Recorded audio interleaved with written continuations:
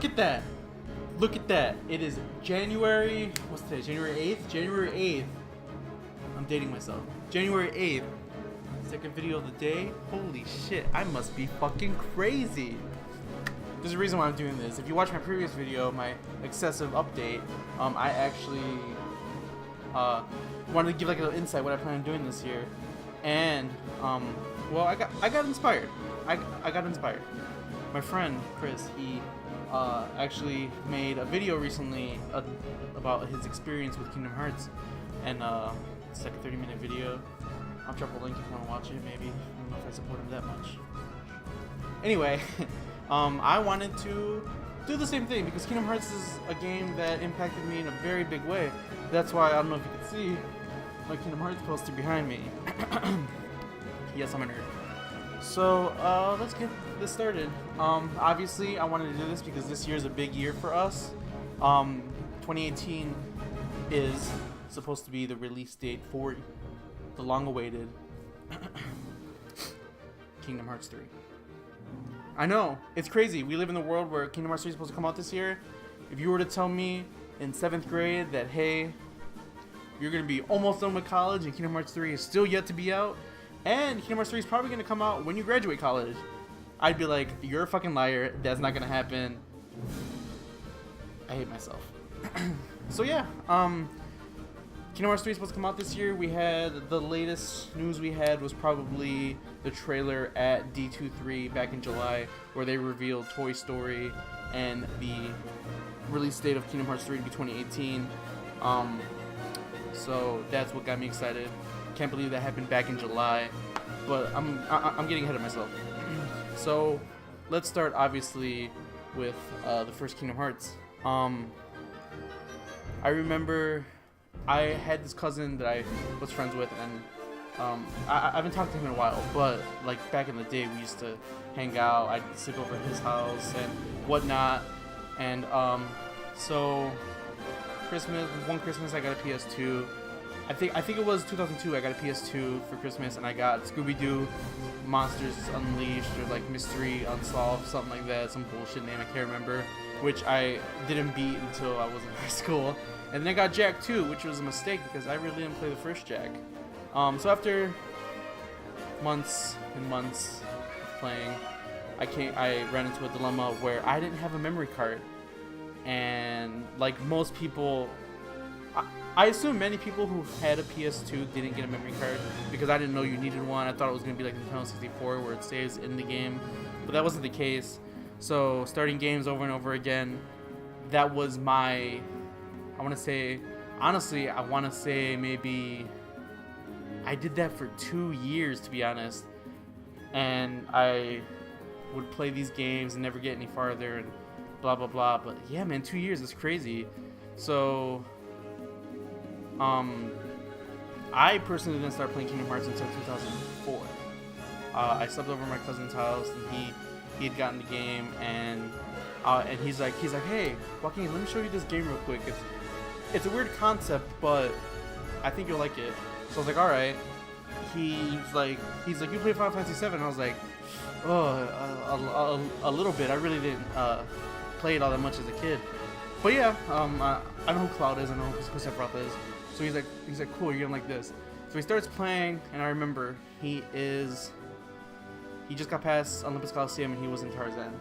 So he was playing, and I was like, oh, this kid's big ass shoes with spiky hair, like what the hell's wrong with that? And he fights with a key. Come on, man, you're so lame.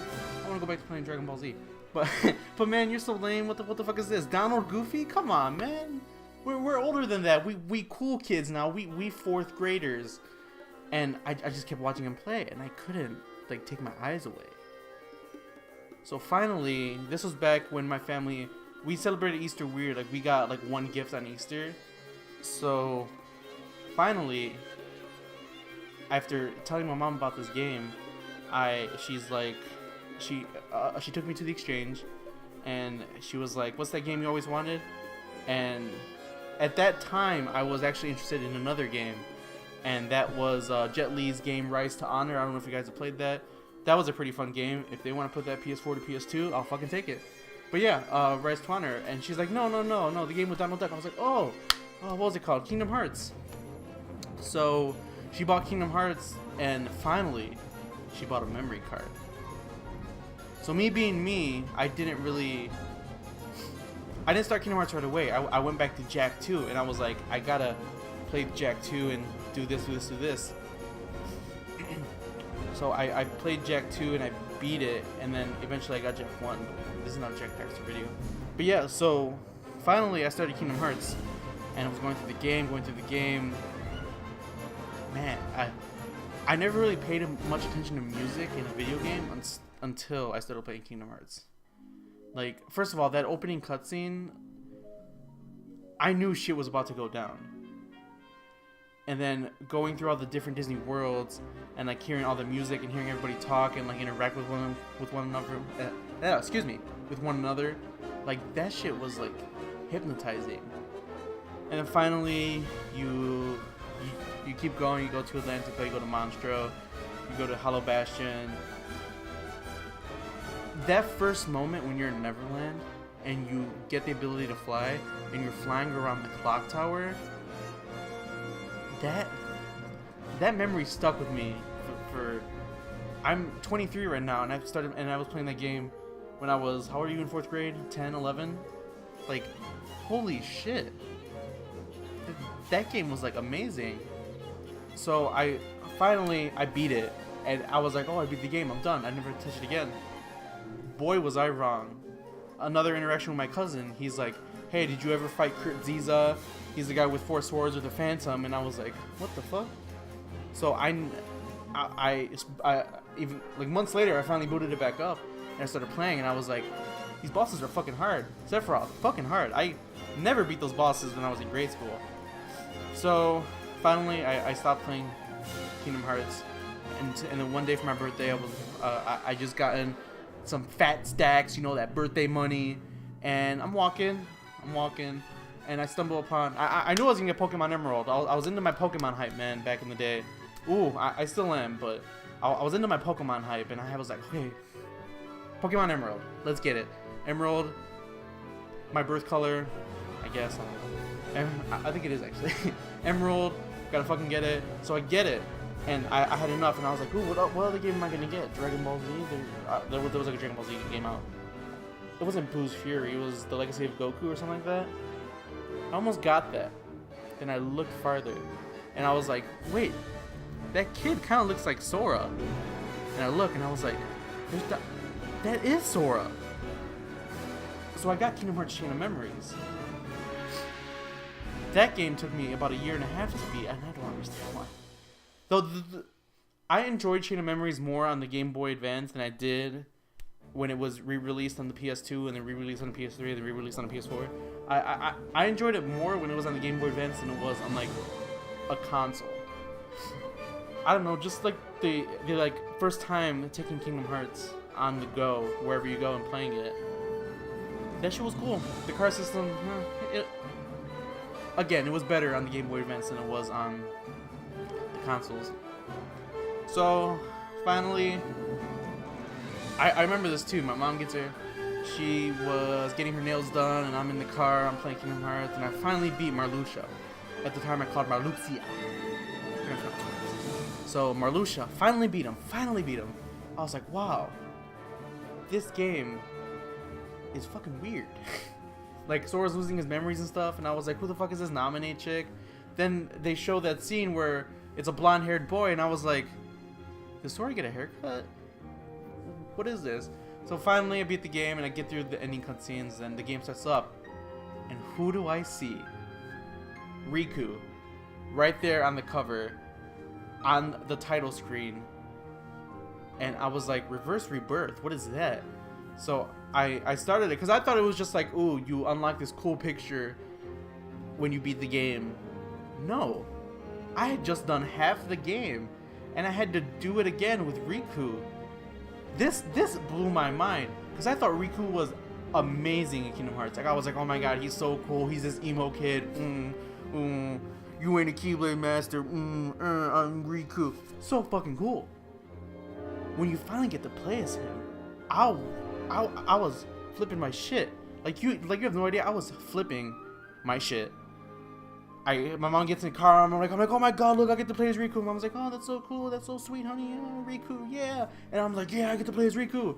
Played as Riku, and you turn into Dark Riku. Oh my god, it was probably one of my most cherished Kingdom Hearts moments.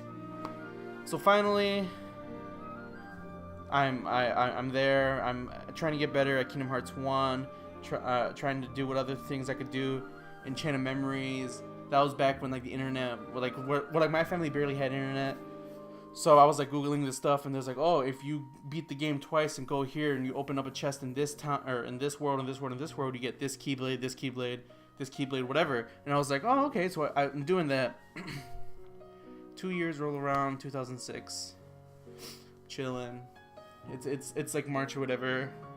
I'm chilling, watching TV with my parents, my mom, looking through the ad papers, and she's like, hey, that game that I bought you years ago, the one with the Disney characters. I was like, yeah, Kingdom Hearts. What about it? She's like, I think they released a number 2, and I was like, don't fucking lie to me. You better not fucking lie to me.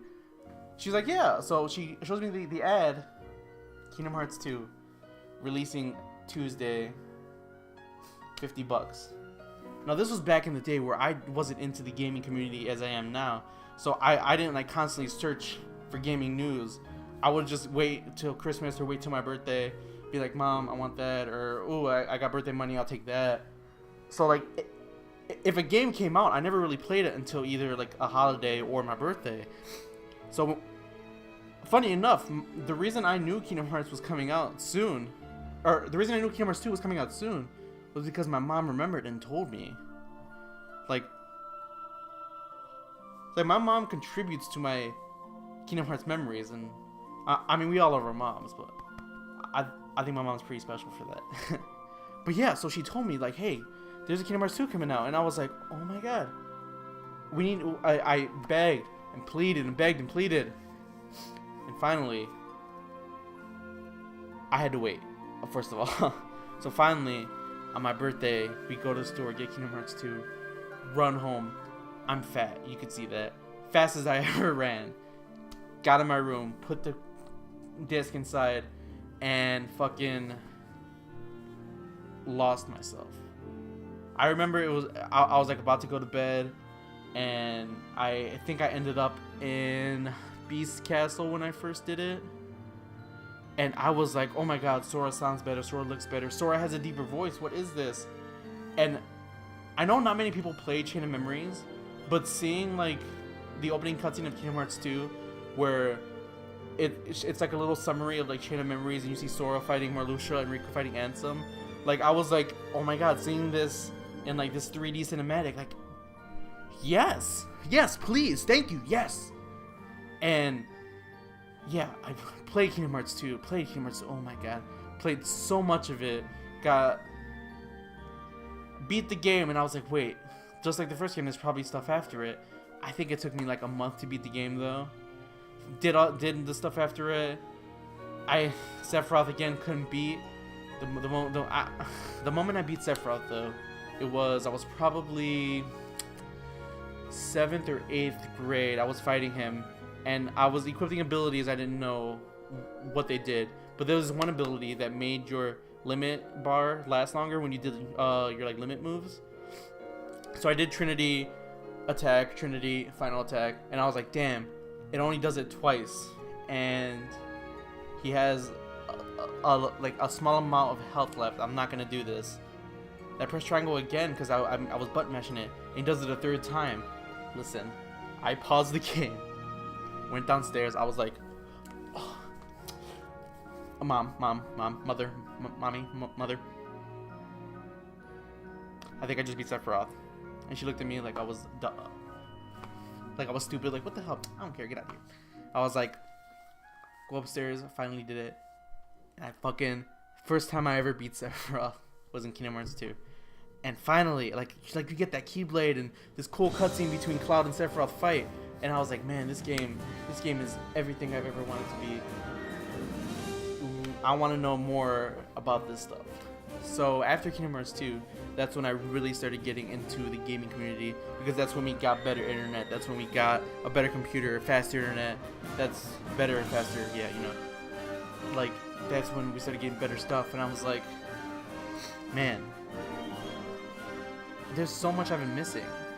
So ever since I started doing that, I've saved up and I got games like Dragon Ball Z, Budokai 3. Then they came out with the Tenkaichi series. I started doing that. Then like Jak 3 finally came out and I got that. And then you have games like what else did I play? I played I skipped Final Fantasy 12. I didn't get Final Fantasy 12. I don't remember why. I should probably pick it up soon. But yeah, like I was playing all these games, man, and I got a Game Boy Advance SP, and oh, man, this is like the most I've ever like done research for it, and it wasn't even for school. So finally, me and my friend were hanging out, and like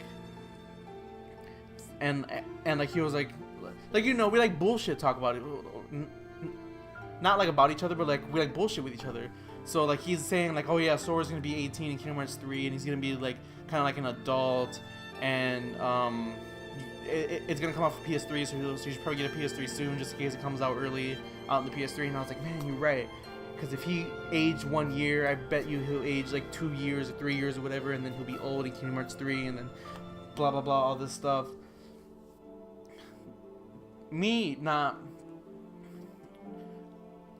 I gotta be honest, I wasn't very good at games back in the day, so I never did all the extra stuff to get like the other hidden movies. So finally, I watched the movie, or like the secret movie at the end of Kingdom Hearts 2 Online, and I was like, holy shit, this looks fantastic. And I know you know what video I'm talking about. It's these 3 mysterious characters in armors with capes, and they pick up Mickey's Keyblade, they pick up Riku's Keyblade, and they pick up Sora's Keyblade. And then you see this old man, and this old man is like walking towards you, and he splits in 2, and then it stops there. We're left with nothing. Sorry, I had to burp. We're left with nothing but the title Birth by Sleep. I know everybody thought that was Kingdom Hearts 3. 3 people, 3 Keyblades. I was like, what? What does that even mean? So me getting into the game community more, that's when I did like these research. That's when I found out that they were releasing 358 Days Over 2. They were releasing Birth by Sleep. They were releasing Recoded. But man, these games came out year after year after year. And I remember, I think it was like 2008 or 2009, where Nomura was like, yeah, I plan on releasing a Kingdom Hearts game every year until the release of Kingdom Hearts 3. Which I'd say he did a good job. Granted, it's questionable, but I'll get into that later. So yeah, I think 358 Days Over 2 was the first one, and I had to get a DS first, so I got a DS for Christmas. Then I got that fat as fuck DS though. Oh god, that fat DS. So finally I got that, and I'm playing like Pokemon Diamond. I'm doing all this stuff with my DS, and obviously I had to wait till my birthday to get Kingdom Hearts. Actually, I think Kingdom Hearts came out in September, I want to say. September or July is when Kingdom Hearts 358 Days Over 2 came out. So my friend had it, and I was watching him play, and I was like, oh my god, that's so cool. Then he shows me he can play as other 13 organization members, and I was like, oh my god, that's so cool. Finally, I get it. Story-wise, though. 358 Days Over 2 is the first Kingdom Hearts game that I've ever shed a tear for. Like, I know I'm going to get into spoilers here, so I'm just going to warn you, if you want to stop watching here, that's fine, or whatever. But that climactic scene where Roxas is fighting Xion, and he beats her, and then Xion disappears and Roxas forgets about her, that, like, broke me. Like, and it didn't break me as much as Zack's death in Crisis Core, but that death just honestly destroyed me. And then the cutscene after that, where it's Riku versus Roxas, and it's like, wait, this scene was in Kingdom Hearts 2. Oh my god, it's all connecting together. You find out what happens, what happens when Sora's asleep. You find out why he took so long to wake up, and all these answers were coming together. Yet all these answers were, I was being left with all these questions with no answers. Like, what the hell? Why does anybody talk about that? Or who's this guy that looks like Roxas that she that what's it called? The fucking Zigbar said, oh, there you go, give me that, or like, oh, you gave me that same look years ago or whatever he said. I don't remember. But he looks like Roxas. Why does he look like Roxas? Then another year goes by, and oh, excuse me, my favorite Kingdom Hearts game was released, Kingdom Hearts Birth by Sleep. And I when at the time my PSP broke, like it stopped charging. At the time my PSP broke, and I was very upset. And this Kingdom Hearts game came out, and I couldn't play it. So I borrowed my friend's PSP, and he let me play it, and I only got through Terra Story, and I had to stop there. But just playing through Terra Story, I was like, oh my god, this game is so like enticing, like what the hell's going on? Why are they separated? Why do they come together? Like, what happens when he's over here? What happens when she's over here? Like, it's ridiculous. So finally, I got smarter computers and I downloaded a ROM, PSP ROM. I played Birth by Sleep.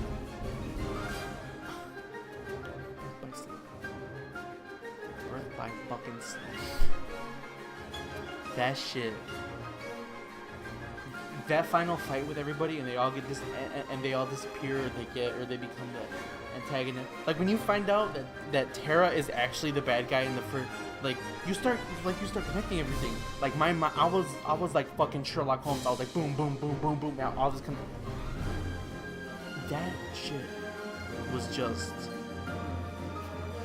I will never forget that feeling when I first beat Birth by Sleep, and you get this 9-minute cutscene of everything that goes on, and it's like, oh my god, this all connects. Then finally Recoded comes out. I'm like, I'm ready for this next fucking Kingdom Hearts game. Oh, it's back on the DS. Alright, cool. Let's fucking play it. Did I just play Kingdom Hearts 1 again? I don't want to talk about Recoded. Recoded was just a game for those who ever played Kingdom Hearts 1 and they only have a DS. It's bullshit, whatever. Play Recoded. The only cool part was at the end where you had to fight Roxas. It's like, what? How's Roxas back? Like, what the hell's with this? And then Sora finally thanked Nominate. That's it. That's all. So after that, it was like a slow year. What came out after that? Dream Drop Distance. I was like, oh man, I gotta get a 3DS now. Didn't get a 3DS. Got the game, played it on my sister's 3DS. And a flow motion, boom, boom, bouncing, boom, boom, boom, boom. Playing as Riku. Again, losing my mind. I was like, playing as Riku, oh my god. Oh my god. So amazing. So you play as Riku, and then you're releasing these worlds that are sleeping. And then you get to the end, and you see a young Xehanort, old Xehanort. Axel comes back as Lee. You find out Kairi is one who's supposed to learn the Keyblade. Lee ends up getting a Keyblade. There are 13 Xehanorts. It's like what the hell's going on? Sora fails the Mark of Mastery exam. He's not a Keyblade Master, but Riku's a Keyblade Master. Everybody thought Sora was going to be one and Riku was going to fail because he was the darkness. Riku was the edgelord of darkness. He passed. That game was full of surprises, to be honest. And doing all the things at the end where you get through all the credits and you collect all the letters, and Sora and Riku are walking towards the light, and if you look, it makes the Roman numeral 3. That shit. Oh my god. Got me so excited for a game that wasn't even announced yet. And I did that. Next year, I'm still really I'm getting better at like learning about game news and game development and stuff like that, reaching out to these people and like actually studying like what's going on. They announced the collection 1.5. I get that. That's 1 year. 2.5. I get that. That's the second year.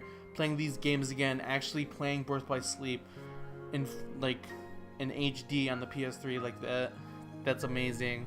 Getting a PS4 the year after 2.5 came out. Fucking 2.8 Final Chapter Prologue came out, and Kingdom Hearts 1.5 plus 2.5 came out. This last year, right? Yeah, last year.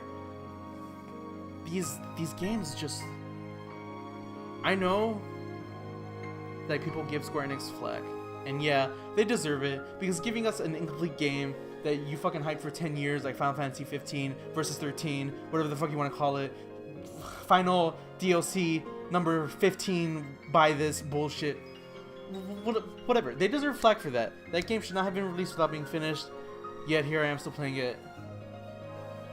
The reason why Kingdom Hearts is dear to my heart is because of all the experiences I've had. The experience of beating the first game for the first time, the experience of playing as Riku for the first time, the experience of finally of being like a detective and putting everything together, like what happens here, what happens here. Those experiences are irreplaceable, and there's something that will stick with me probably for the rest of my life.